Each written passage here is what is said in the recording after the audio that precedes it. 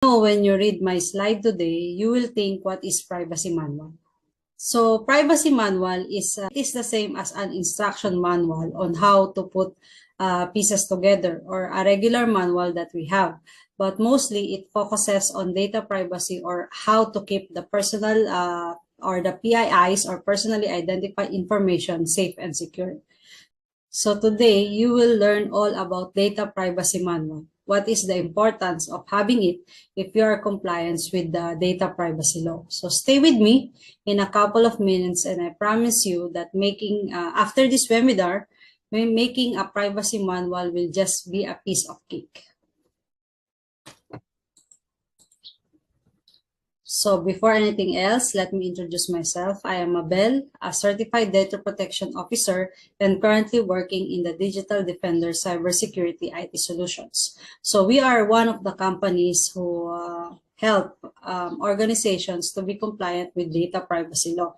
So if you have any questions about cybersecurity and data privacy law, we are always ready to help you. So if you have any questions, just don't hesitate to drop it in our comment sections, and or email it to us, and my team will answer you as soon as possible. So what usually comes in your mind if you hear a privacy manual? So what are the contents of this manual? Probably you will say that privacy manual is difficult to make. At first, it will be, especially if you don't have the right pattern of making it, or you don't have any idea on how to start it. So sometimes we just assume that we don't need privacy manuals because we are not facing breaches, or we didn't experience breach before. Let me tell you, in this digital world, your information is the new currency. How? Sometimes blindly we keep on agreeing on things that we thought are okay, but you don't really know where or what or how they are using your information. Sometimes we have this mentality that we don't have to hide anything, but that thought is wrong, especially if you are keeping your savings in banks.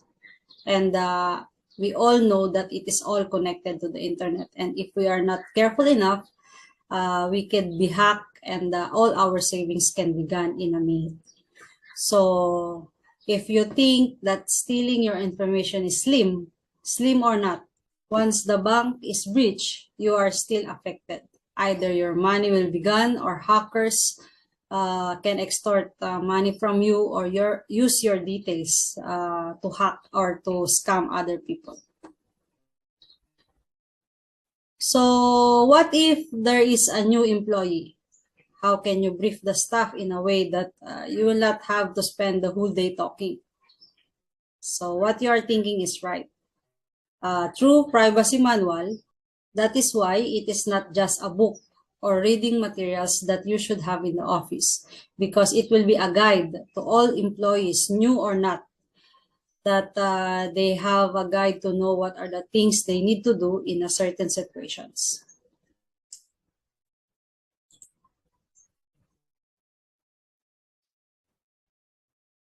This section defines the coverage of the manual, given that the document is essentially an internal issuance and is meant to the use of and application of the organizational staff or personnel. So note also that it would be useful to develop a separate privacy manual meant for external use, or for person who dealt with the organization. So certain information may be omitted from that version, particularly those that relate to internal policies or processes that are relevant only to the personnel of the organization. So always remember that all personnel of the organization, regardless of the type of employment or contractual arrangement, they must comply with the terms set out in this privacy manual.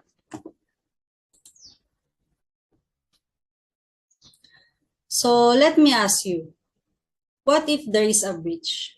What are your first steps, and who needs to act first? So having a privacy manual will help you in this situation. So it is very important that a company has a set of rules and regulations or policies in place for this kind of incidents. So who makes the privacy manual? Maybe you will say it is the data protection officer of the company. Well, data protection officer should know how the company processes the information they collected. So, but they are not the one who makes the policy.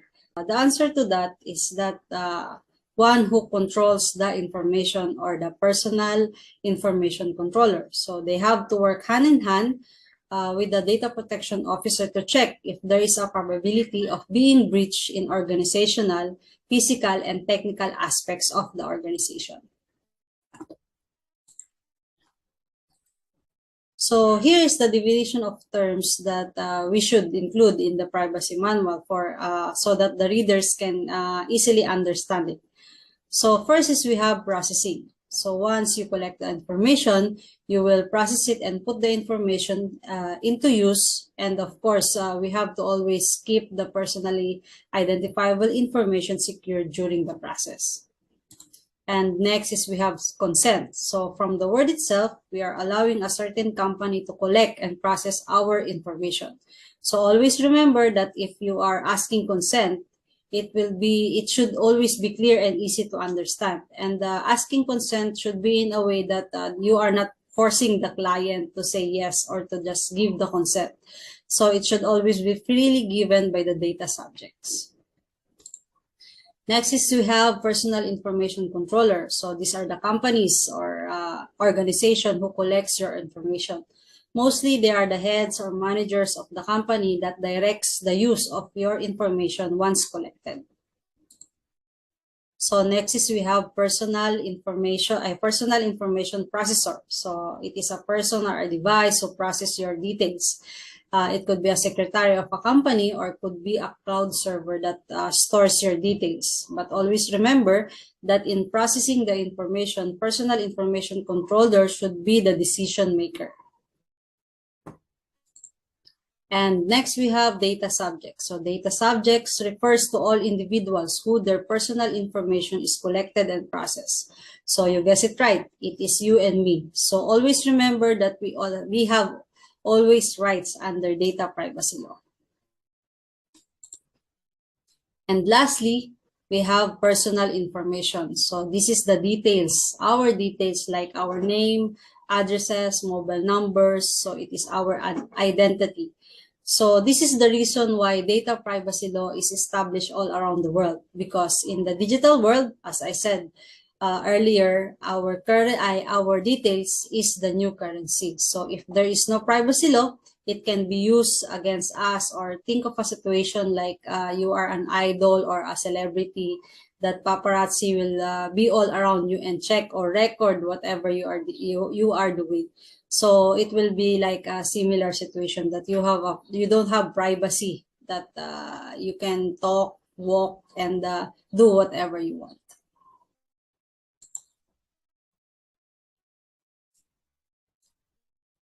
So next thing we should include also is the rights of the data subject. So every now and then, all our employees will be aware that we always have to respect and give the rights of the data subjects. So first is we have right to be informed. So once we are collecting the personal data, as a personal information controller, we have to inform them what are the use of the data being collected. Next is the right to object. So once we inform them what is the use or where we will use the information, they always have the right to say no. So next is we have right to access. So it means that each data subject has the right to check his or her information that the company holds about them, because they have the right to correct or rectify. So if ever the data that the company has or holds about them is incorrect, misspelled, they always have the right to correct or rectify any informations. And after the correction and after the updates, they always have the right to data portability. Means they can always have a soft copy or a hard copy of the information processed. So next is we have right to erasure or blocking. So it happens when an individual or a data subject is already involved in a marketing campaign and decided to unsubscribe. So they have the right to remove their names in the list and or blocking so that they cannot receive any more any messages, emails, or campaigns regarding that certain product or that marketing details that they joined. So next is we have the right to complain. If any of these rights is denied to the data subjects, they always have the right to complain. So what they have to do is they can go to the data protection officer of the company and write a letter. Usually they already have a form. You just have to fill it up and submit it to them. And after doing all of that, and still they didn't listen to you or they didn't reply to your requests, you always have the right to damages, especially if your reputation is ruined because of this negligence from the side of the organization. So you can always ask for the damages. So these are all the 8 data subject rights that we should always remember. So we have to respect them and always we need to comply once the data subject has a request. So we can avoid fines that the higher authorities or privacy authorities can give to us if we neglect or we didn't comply with these demands or rights of the data subjects. So under data privacy and security measures, there are 3 aspects that we should always look upon to. So first is we have organizational aspects. So in organizational aspects, it always includes the employees of the company. So we have to train them, we have to brief them and inform them the do's and don'ts in terms of privacy law. So maybe you will say how you will do that one. So the one thing that we advise is let them sign the privacy manual and to prove that they read and understand it. So if you have a new policy, always remember to include the employees, let them sign the new amendments. So next is we have physical aspects. So in physical aspects, mostly refers to the surroundings of the organization, infrastructure of the company. So if you have guards, make sure that once they are collecting the data information of your visitor, we have to make sure that the paper that they are collecting is not exposed in the plain sight of any other individuals. And at the end of the day, we have to make sure that it is kept safe and secured, and if they doesn't need it anymore, they have to dispose it in a proper way. So same goes with the areas where we keep our personal information. So it is always advisable to have only few personnel who knows the password of the cabinet files or cloud servers. So it should not be accessible to anybody or to everybody. So do you have BYOD policy? So it is short for bring your own device. If you don't have, better start now, as bringing laptops from work to home and vice versa will cause huge problem if the security is not taken care of. So there are also some employees where they keep the information in USB and continue working at home, and while on the road lost the USB. So these are the incidents that we should always avoid. Always we have to make sure that all the files is all encrypted with strong password and always have backups so that if ever your work will not be affected. And if this situation happened or if there is a loss of data or information, we should always inform the management and not to keep it as a secret. And last aspect is we have technical part. So we are usually aware of this, like antiviruses, VPNs, And we should also ask companies to test our system or to do a penetration testing to know if where we need to improve the system uh, or the security measures that we are doing right now is tough or strong enough to protect the PIIs that we are holding. So as for quality antiviruses and VPN, it always has a cost. So better not go for free antiviruses or VPNs that we can see in or we can download in Google Play. So at least we have to pay something to have a quality defense systems so that it can protect whatever we are holding right now. So in this chart, you will understand how does the data processing flow. So it will start from the collection, where the data subject are asked about their details, where the right of the data subject is applied, the right to be informed. So the data controller collects the information and hand it over to the data processor. So the data processor will either store the data or use in a marketing campaign if that is the purpose of why the details is collected from the data subject. And you will also see here that the data controller is the decision maker and the processor execute the process. So in transfer column, the data controller also give the command to the processor if the data needs to be transferred to a third party. But always remember, in transferring, we should always ask the consent of the data subject for the process of transferring his or her details. And once agreed, third parties should also be accountable in keeping the data safe. And we have the external policy manual to guide you. And in deletion, once the data is no longer usable, it should be disposed properly and not just thrown here and there. But if you plan to retain a personally identifiable information, we have to always keep in mind to keep the data only in allotted time frame. And if we want to use it in a more complex or more time limit, then we have to ask the consent of the data subjects regarding that.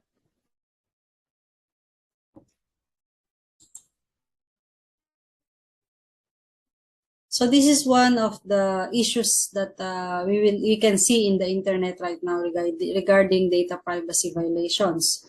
So whoever is using TikTok right now, it is better to be careful and not to expose any personal informations or not to expose details that can be used against you. So one of the part of privacy manual is effectivity. So mostly privacy manual has 1 year validity. So we have to do the same procedures to make sure that the processes of keeping the PIIs is safe and secured. But take note that any changes in processing of personally identifiable information needs a privacy impact assessment and updating the privacy manual. So everybody or every employee will be aware of it. So if you have new projects, it should always be included to the privacy manual. So another part of privacy manual are the forms. So as I said, if there is a complaint or inquiry, at least you have a form ready to just give it to the data subjects so that they can fill it up immediately. So the examples are consent form, inquiry summary form, access request form, privacy notice, request for correction or erasure, complaint form, and so on.